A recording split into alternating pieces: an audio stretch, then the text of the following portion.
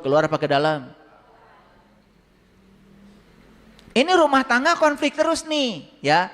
Jujur, saya tanya kalian. Merubahnya ke dalam apa keluar? Nah, mulai ngaku sekarang. Yang laki-laki ingin mengendalikan yang perempuan ingin mengendalikan yang laki-laki. Yang jelas-jelas sebetulnya mereka itu tidak bisa mengendalikan orang lain. Dia hanya bisa mengendalikan yang bisa dikendalikan. Yang bisa dikendalikan adalah pikirannya, perasaannya, dan sikapnya. Harusnya ke dalam apa keluar? Ke dalam. Ini sering diceritakan.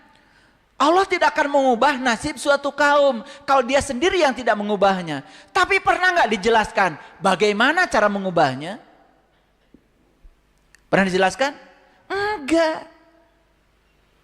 Dibiarkan aja cara mengubahnya sendiri-sendiri. Itulah makanya tidak robah-robah. Gak dikasih tahu caranya. Yuk lihat saya semua. Jadi ketika ada konflik, yang sederhana aja pasangan. Yang harus dirubah siapa? Harusnya rubah diri masing-masing. Ini malah justru ingin mengubah pasangannya. Itu yang tidak berhasil. Harusnya mengubahnya ke dalam, ke dalam, ke dalam. Maaf ya. Loh. Kok pasangan saya tertarik sama orang lain? Digimanakan? Kalian ini nggak jujur kadang-kadang. Digimanakan? Diontrok orang lainnya? Eta. Kalian masuk bohong. Betul nggak? Dibenci orangnya, dibenci apa? Bukan koreksi diri. Apa kekurangan saya? Kenapa dia berpaling pada orang lain? Harusnya kan ke dalam. Gitu nggak Bapak Ibu? Males saya nanyanya. Begitu. Betul nggak? Ya tambah kusut. Itu. Sudah modal 2 miliar habis. Berikutnya modal lagi habis. Berikutnya modal lagi habis. Apa yang terjadi? Utang tambah gede.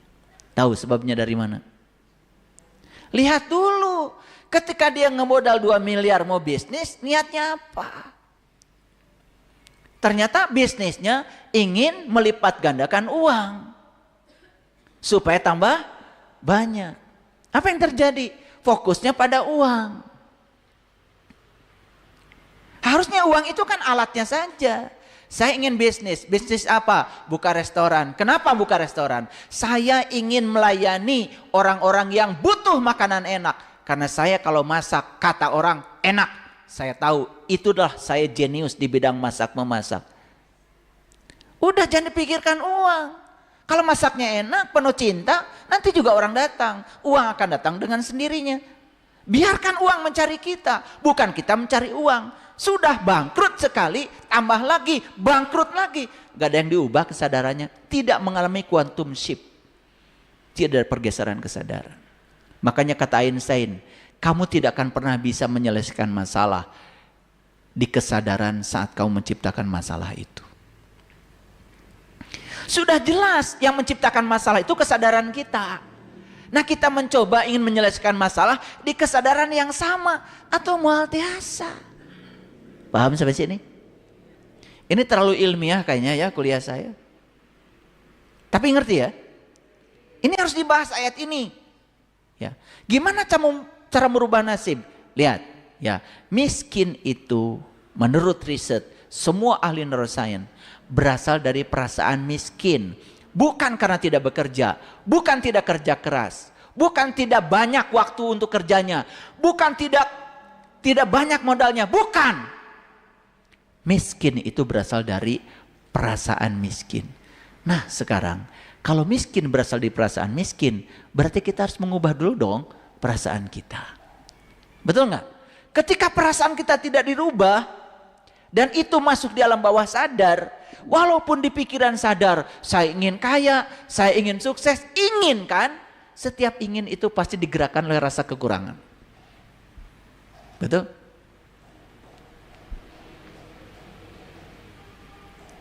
Wah, banyak nih kalau dibahas ya. Lanjut dulu ya.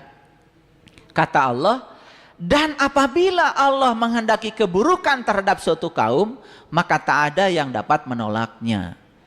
Dan sekali-kali tak ada pelindung bagi mereka selain Dia. Lihat saya semua, kita sering dangkal memahami ayat ini. Ini kata-katanya jangan dipahami dangkal, perhatikan saya. Dan apabila Allah menghendaki keburukan terhadap suatu kaum, maka tak ada yang dapat menolaknya. Kalau dangkal memahaminya, seolah-olah keburukan pada suatu kaum itu karena kehendak Allah. Betul? Ingat di ayat lain, Allah itu bergantung sangkaan kita. Allah itu hanya menghendaki mereka yang punya kehendak.